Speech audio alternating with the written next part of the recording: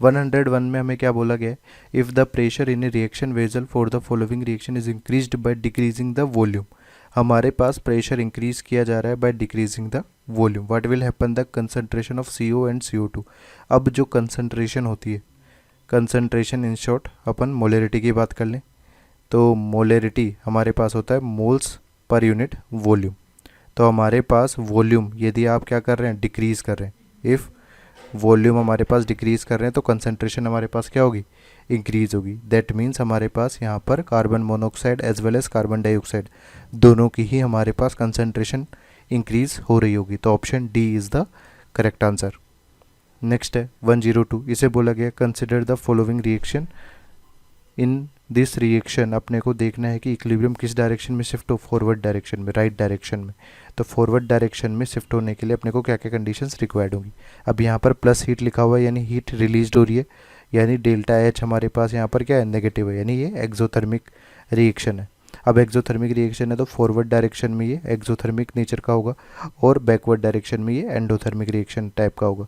तो हमारे पास यदि टेम्परेचर आप इंक्रीज़ कर रहे हैं तो रिएक्शन उस डायरेक्शन जाएगी जिधर एंडोथर्मिक है, यानी हमारे पास रिएक्शन बैकवर्ड जाएगी। इसके अलावा प्रेशर इंक्रीज़ कर रहे हैं अपन, तो प्रेशर इंक्रीज़ करने पर रिएक्शन उधर जाएगी जिधर गैसेस मोल्स हमारे पास ज़्यादा हो। तो यहाँ पर हमारे पास प्रेशर इंक्रीज़ कर रहे हैं तो अपने को प्रेशर डिक्रीज़ करना पड़ेगा। प्रेशर डिक्रीज़ करने के लिए उधर जाना पड़ेगा जिधर गैसेस मोल्स कम हो। तो इधर हमारे पास गैसेस मोल्स है 9 मोल्स, इधर हमारे पास गैसेस मोल्स है 10 मोल्स। तो रिएक्शन इस केस में भी हमारे पास बैकवर्ड ही जा रही होगी। और कैटलिस्ट को ऐड करने पर तो इक्विलिब्रियम पर कोई भी इफेक्ट नहीं होता, नो चेंज। तो यहाँ पर राइट डायरेक्शन में जाने के लिए कोई भी ऑप्शन सुटेबल नहीं है, option D is the correct answer. Next है 103, इसमें बोला गया the conversion of ozone into oxygen is exothermic. ये जो रिएक्शन दी गई है ये हमारे पास एक्सोथर्मिक है, यानी डेल्टा एच नेगेटिव है।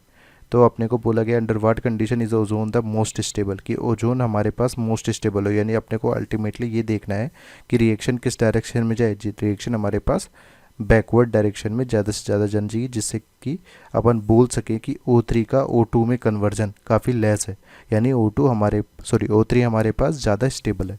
तो इसके लिए अपन क्या करेंगे, यदि हमारे पास फॉरवर्ड डायरेक्शन में जाने का स्टेप एक्सोथर्मिक है तो बैकवर्ड जाने के लिए एंडोथर्मिक होगा, यानी अपने को O3 स्टेबिलिटी के लिए टेम्परेचर इंक्रीज़ करना पड़ेगा, क्योंकि टेम्परेचर इंक्रीज़ करने पर रिएक्शन उधर जाती है जिधर एंडोथर्मिक स्टेप हो। इसके अलावा यहाँ पर हमारे पास मोल्स की बात करें तो ये 2 मोल से 3 मोल मिल रहा है, यानी अपने को किधर आना है, जिधर गैसेस मोल्स कम है। तो गैसेस मोल्स कम होने के लिए हमारे पास प्रेशर को क्या करना पड़ेगा, इंक्रीज़ करना पड़ेगा। प्रेशर इंक्रीज़ करने पर रिएक्शन इक्विलिब्रियम क्या करने की कोशिश करेगी, प्रेशर डिक्रीज़ करने की कोशिश करेगी, उसके लिए रिएक्शन उस डायरेक्शन में जाएगी जिधर गैसेस मोल्स कम है। तो हमारे पास ये बैकवर्ड जाने की कोशिश कर रहा होगा। तो यहाँ पे हाई टेम्परेचर और यहाँ पर अपने को high temperature as well as high pressure conditions required है O3 को स्टेबल रखने के लिए। तो option B is the correct answer. Next है 104, इसमें बोला गया है सिमिलरली कि SO2Cl2 डिवाइड हो रहा है किसमें, SO2 प्लस Cl2। अपने को बताना है कि प्रेशर इंक्रीज़ करा है अपन ने तो उससे वॉल्यूम डिक्रीज़ हुआ है, तो हमारे पास कंसंट्रेशन जो गैसेस कंपोनेंट दिए गए उन पर क्या इफेक्ट होगा। तो कंसंट्रेशन जो होती है वो हमारे पास मोल्स पर यूनिट वॉल्यूम होती है। तो हमारे पास ओवरऑल वॉल्यूम यदि इंक्रीज़ हो रहा होता तो कंसंट्रेशन डिक्रीज़, यहाँ पर वॉल्यूम क्या हो रहा है, डिक्रीज़ हो रहा है, तो कंसंट्रेशन क्या होगी, इंक्रीज़ होगी, यानी सभी गैसेस कंपोनेंट की कंसंट्रेशन इंक्रीज़ होगी। Option D is the correct answer. Next है 105, इसमें क्या बोला गया है कि हमारे पास एक इक्वेशन दी गई है 2NO2 से N2O4, ये एक्सोथर्मिक नेचर की है, यानी हमारे पास 2NO2 से जो कन्वर्जन अपन कर रहे हैं N2O4 में, ये हमारे पास एक्सोथर्मिक है। ठीक है, तो अपने पास एक्सोथर्मिक नेचर में क्या होगा, ये रिएक्शन फॉरवर्ड डायरेक्शन में एक्सोथर्मिक और बैकवर्ड डायरेक्शन में एंडोथर्मिक होगा। ठीक है, अब अपने को यहाँ पर टेम्परेचर कंडीशंस के बारे में दिखाना है। तो टेम्परेचर हमारे पास में क्या करेंगे, यदि टेम्परेचर आप डिक्रीज़ करेंगे तो हमारे पास ये फॉरवर्ड डायरेक्शन में जा रहा होगा। तो हमारे पास कौन सा ऑप्शन यहाँ पर मैच कर सकता है कि equilibrium will move to the right if an equilibrium mixture is cooled, यानी टेम्परेचर डाउन करने पर ये डायरेक्शन में हमारे पास मूव करेगी। तो option C is the correct answer. Next है 106, इसमें बोला गया densities of diamond and graphite are given. तो हमारे पास कार्बन, ये डायमंड जो है ये हाई डेंसिटी का है, हाई डेंसिटी, और ग्रेफाइट जो है वो हमारे पास है लो डेंसिटी। तो फिजिकल इक्विलिब्रियम में यदि अपन प्रेशर इंक्रीज करते हैं तो reaction goes in high density direction, high density direction, ठीक है। और अपने पास क्या करना है, एक्सोथर्मिक है तो रिएक्शन यदि फॉरवर्ड जानी है, एक्सोथर्मिक वे में जाना है, तो उसके लिए अपने को क्या करना पड़ेगा, टेम्परेचर डिक्रीज़ करना पड़ेगा, ठीक है। तो अपने को यहाँ पर क्या बोला गया है, अपने को बोला गया है कि favourable condition for the formation of graphite, यानी फॉरवर्ड जाना है। तो फॉरवर्ड जाने के लिए अपन टेम्परेचर तो लो लेंगे, और डेंसिटी अपने को क्या करनी है, डेंसिटी भी अपने को लो करनी है। हाई प्रेशर पे तो रिएक्शन हाई डेंसिटी की तरफ जाती है, तो प्रेशर भी हमारे पास क्या रिक्वायर्ड होगा, प्रेशर भी हमारे पास लो ही रिक्वायर्ड होगा। तो हमारे पास कौन सा ऑप्शन करेक्ट होगा for favourable condition of graphite, low pressure and low temperature. Next है 107, इसमें हमारे पास H2O सॉलिड से H2O लिक्विड में कन्वर्जन हो रहा है, ठीक है। तो H2O सॉलिड हमारे पास आइस है और ये सिंपल वाटर है, ठीक है। इसमें अपने को पूछा गया है कि प्रेशर के इफ़ेक्ट क्या हो रहा होगा। तो प्रेशर का इफेक्ट यदि अपन देखें तो आइस का जो डेंसिटी होता है वो लो डेंसिटी होता है, लो डेंसिटी की वजह से ही ये क्या होता है, वाटर पे फ्लोट करता है, और ये हाई डेंसिटी है। तो फिजिकल इक्विलिब्रियम में अपन वही देखेंगे कि प्रेशर इंक्रीज करने पर रिएक्शन उधर जाएगी, reaction in that direction where density is higher, where density is higher.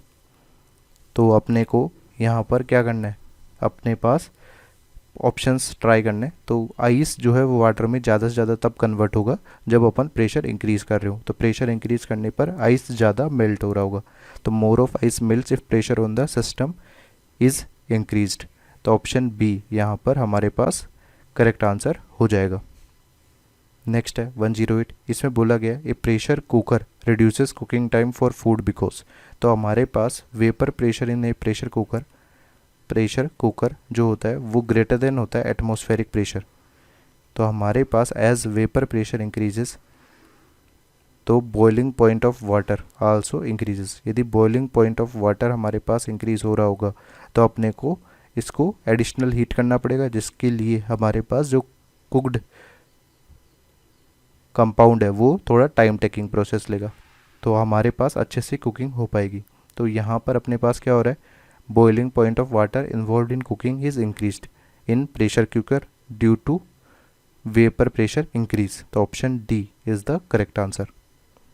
Next है 109, इसमें बोला गया vapour pressure of a liquid in a closed container. Vapour pressure only depend करता है टेम्परेचर ऑफ द लिक्विड पे। तो option A is the correct answer. Next है 110, इसे बोला गया the pressure on a sample of water at its triple point is reduced while the temperature is held constant. तो हमारे पास ये इक्विलिब्रियम कुछ ऐसा होता है, हमारे पास ये ग्राफ कुछ इस तरह से, ठीक है। यहाँ पे सॉलिड है, यहाँ पे लिक्विड है और यहाँ पर गैस है, और ये हमारा क्या है, ट्रिपल पॉइंट है, ठीक है। यहाँ पर प्रेशर होगा और यहाँ पर टेम्परेचर होगा। तो इसने बोला है कि प्रेशर को आप डिक्रीज़ कर रहे हो और टेम्परेचर कांस्टेंट रख रहे हो, तो आप ट्रिपल पॉइंट से प्रेशर डाउनवर्ड आओगे तो हमारे पास गैस सिस्टम में आओगे। तो गैस सिस्टम ऑब्टेन करने के लिए अपने पास क्या चेंजेस होगा कि अपन सब्लिमेशन ऑफ आइस में क्या कर रहे हैं, H2O सॉलिड से H2O वेपर में कन्वर्ट करते हैं। तो यही हमारे पास चेंज हो रहा है कि इस पर्टिकुलर ट्रिपल पॉइंट पे तो तीनों के तीनों स्टेट्स क्या होंगे, को एग्जिस्ट कर रहे होंगे। जैसे आप प्रेशर डिक्रीज़ करेंगे ट्रिपल पॉइंट से तो हमारे पास केवल गैस फेज मिल रहा होगा। तो गैस फेज कब मिल सकता है, जब अपन आइस का डायरेक्टली H2O वेपर में कन्वर्जन कर दें या H2O लिक्विड का H2O गैस में कन्वर्जन कर दें।